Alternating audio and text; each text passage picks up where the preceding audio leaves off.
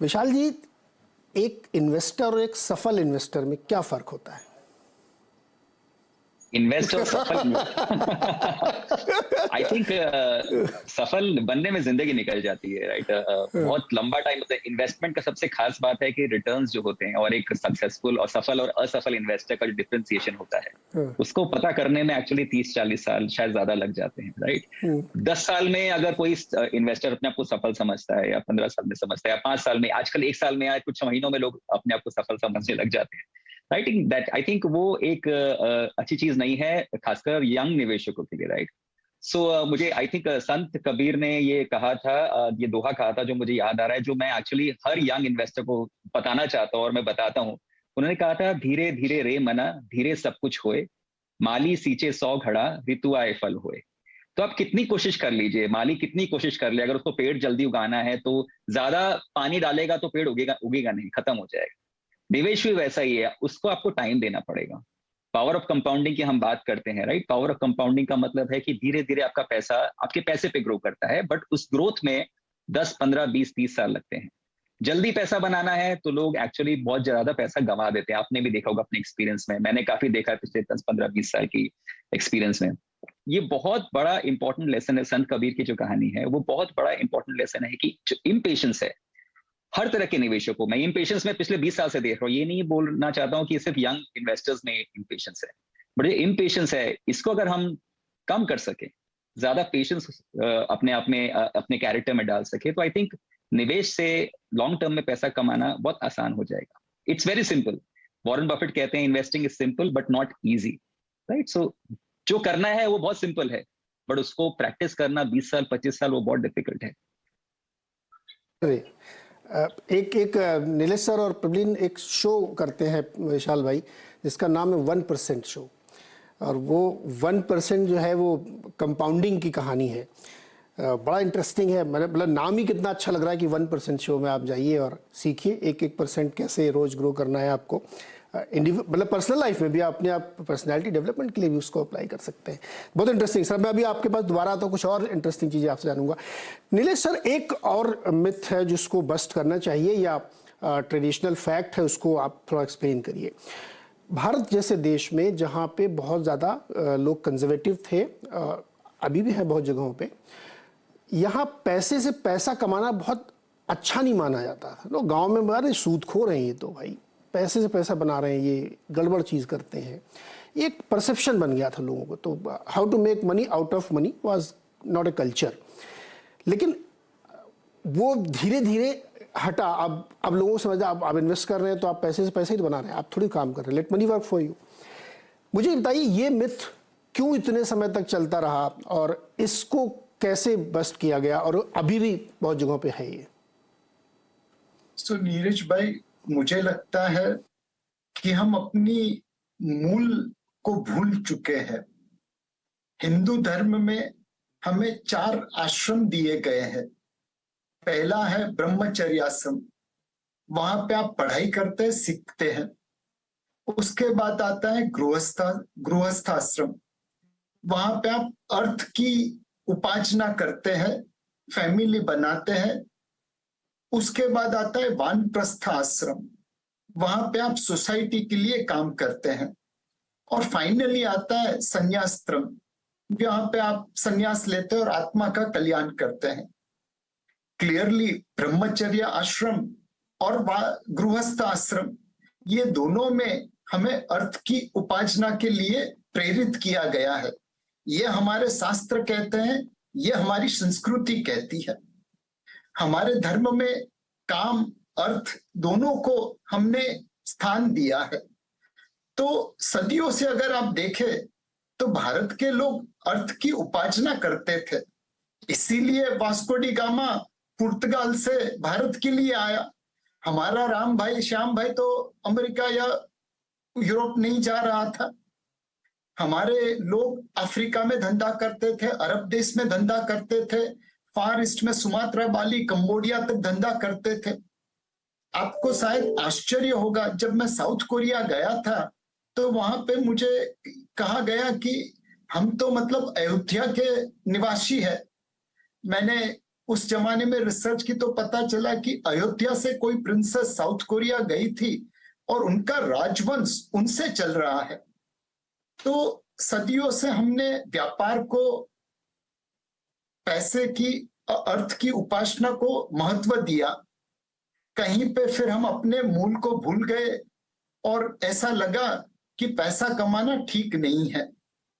But इस मामले में मुझे वॉरेन बफेट का एक कोट बहुत अक्सर याद रहता है, money is not everything in life, money is not important, make sure that you have made enough money before you make such statement. पैसा कमाना बुरी बात नहीं है, सही तरीके से पैसा कमाए तो वो अच्छी बात है।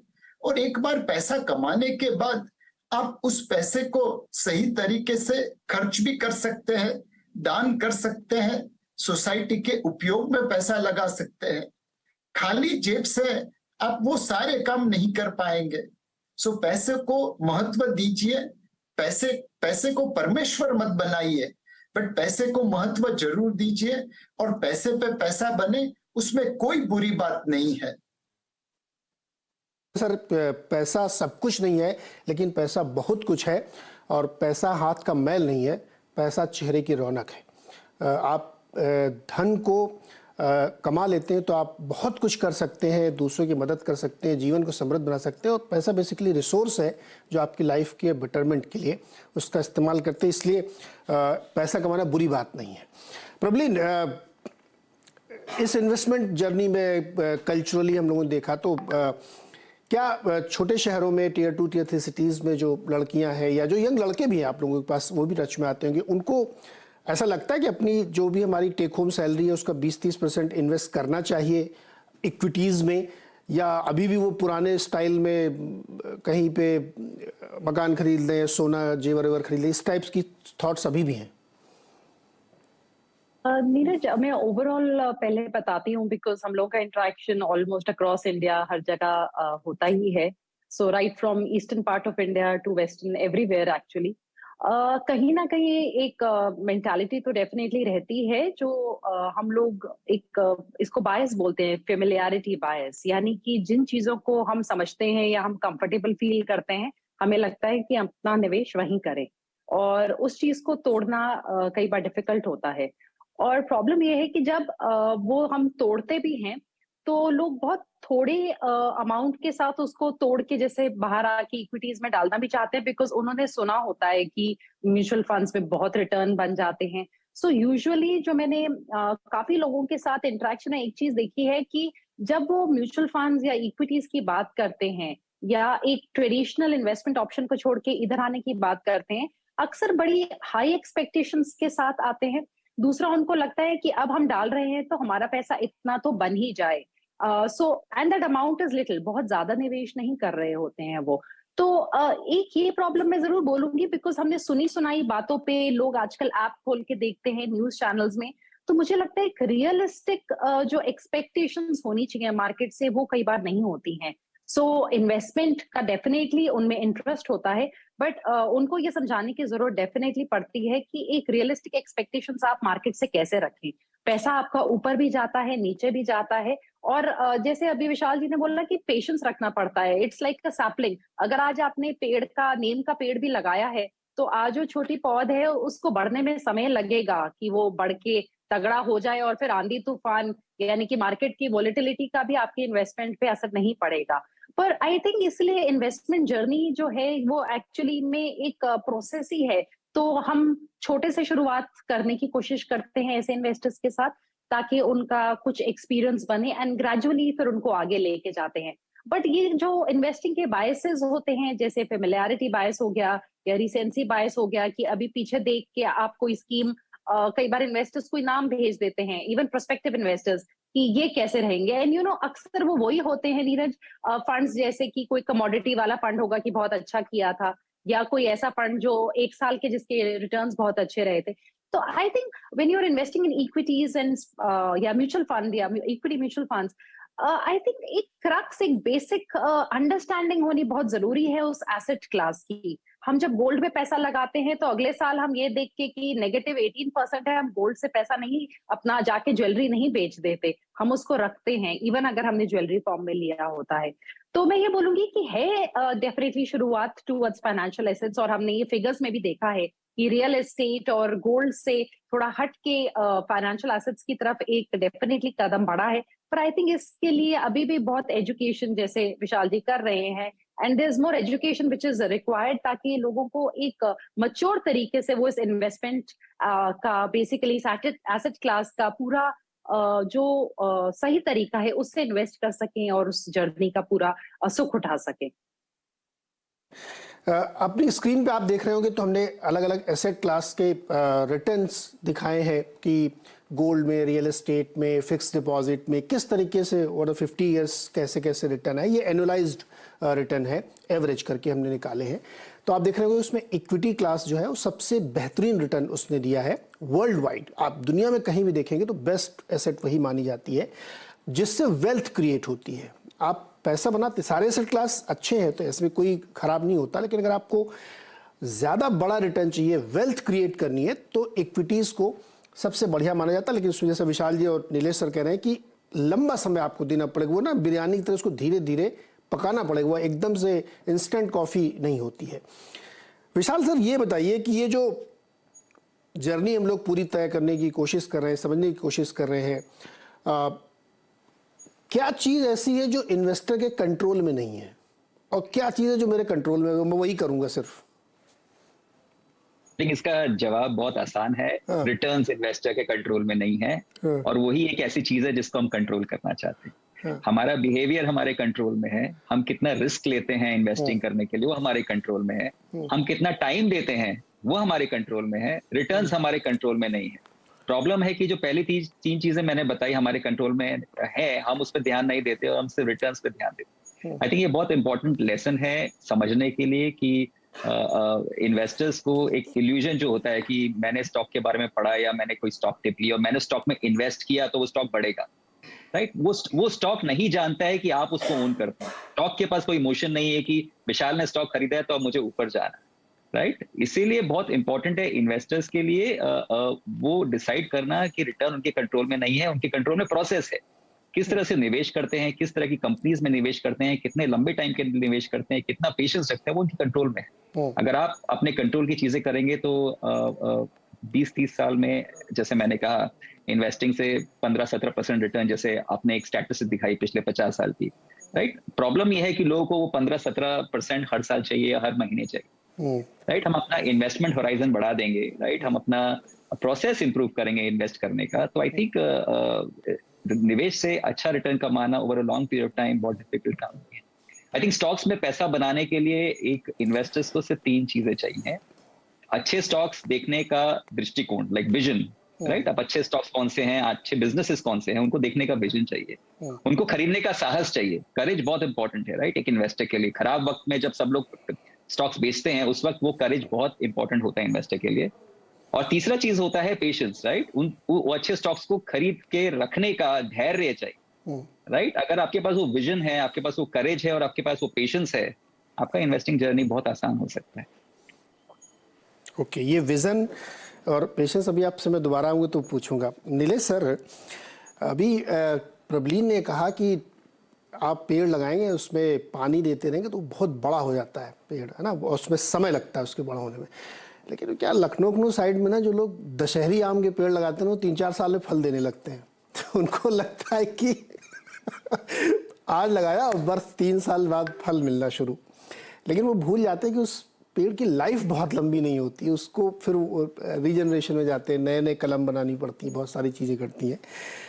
इसको सॉल्व करने के लिए म्यूचुअल फंड इंडस्ट्री ने बहुत काम किया है, और वो हम लोग हमेशा देखते हैं कि वो लोग, पहला उनका सेंटेंस यही होता है कि पेशेंस रखिए, जुटे रहिए, बने रहिए इसमें, और वो सबसे अच्छे 2 दिन अगर आपने मिस कर दिए अपनी लाइफ की उस जर्नी के, तो आपको रिटर्न नहीं बनेगा। थोड़ा इसको एक्सप्लेन करिए हमारे इसको, क्योंकि ये जो जर्नी हम कराना चाहते हैं उनको समृद्धि की, तो ये दशहरी आम वाला कल्चर या कलमी आम वाला कल्चर बहुत ज़्यादा फायदेमंद नहीं होता है। नीरज भाई, किसी की तकदीर से ज्यादा और किसी के वक्त से पहले भगवान भी आपको कुछ नहीं दे सकता, तो मार्केट या म्यूचुअल फंड का मैनेजर क्या भला है। संस्कृत में एक सुभाषित है, न धैर्यं विना लक्ष्मी, न शौर्यं विना जय, न ज्ञानेन विना मोक्ष, न दानेन विना यश। जब तक आप धैर्य नहीं रखेंगे, लक्ष्मी माता आपके ऊपर कृपा नहीं करेगी। अब इस धैर्य को विशाल भाई ने पेशेंस के रूप में बताया, आपने दशहरी आम के रूप में बताया। It is your time in the market which makes money, not timing the market. जब तक आप पराक्रमी नहीं बनेंगे तो विजय कैसे पाएंगे। जैसे युद्ध में शत्रु का सामना करना पड़ता है, वैसे मार्केट में वॉलेटिलिटी का सामना करना पड़ता है। आपको उस वॉलेटिलिटी के ऊपर विजय पाना जरूरी है, और उसके लिए शौर्य, साहस, लॉस लेने का साहस रखना पड़ता है। न ज्ञानेन बिना मोक्ष। जब तक नॉलेज नहीं होगी तब तक आपके पास पैसा बनाने की काबिलियत नहीं आएगी। बहुत पहले जब मैं 90 की तेजी में मार्केट में आया था, मेरा पहला जो मिस एडवेंचर था वो बहुत कॉस्टली रहा। मैंने सारे पैसे खो दिए, और तब एक बुजुर्ग ने मुझे एडवाइस किया था, नीलेश, ये दलाल स्ट्रीट है, यहाँ पे लक्ष्मी माता का पूजन तो दिवाली की रात को करते हैं, बट सरस्वती माता का पूजन तो हर दिन करना पड़ता है, तब जाके पैसा बनेगा। सो धैर्य के बगैर न लक्ष्मी मिलती है, शौर्य के बगैर न जय मिलता है, ज्ञान के बगैर मोक्ष नहीं मिलता, और दान के बगैर यश नहीं मिलता। सो धैर्य से निवेश करिए, लंबी अवधि के लिए निवेश करिए, रेगुलर निवेश करिए, एसआईपी के जरिए निवेश करिए, और एक डिसिप्लिन एसेट एलोकेशन फॉलो करिए। ये कुछ छोटे नियम आपके लिए फाइनेंशियल फ्रीडम प्रदान कर सकते हैं। के लिए ये बहुत ही ज़रूरी और महत्वपूर्ण चीज़ें हमने एक ब्रॉडर पिक्चर के तौर पे समझी।